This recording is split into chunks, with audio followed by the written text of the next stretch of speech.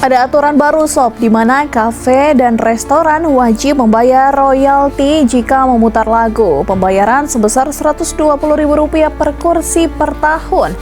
Nah, kebijakan ini dikeluarkan oleh Lembaga Manajemen Kolektif atau LMK yang katanya bertujuan untuk melindungi hak cipta pencipta lagu. Nah, bayangkan sob, jika Anda sebagai pemilik kafe dan restoran, ya katakanlah sobat punya 40 kursi di kafe tersebut. Itu artinya sobat harus membayar Rp4,8 juta setahun hanya untuk musik. Itu belum termasuk biaya operasional lainnya. Pertanyaannya, bagaimana kalau kafe itu sepi atau mungkin yang baru buka dan diperhadapkan dengan pembayaran royalti ini? Yang lebih kontroversial adalah aturan ini juga mencakup penggunaan suara alam seperti kicauan burung atau gemercik air yang sering dipakai untuk suasana kafe juga dikenakan royalti. Pertanyaan pun muncul, bagaimana suara alam bisa diklaim berhak cipta dan pembayaran royalti kemana?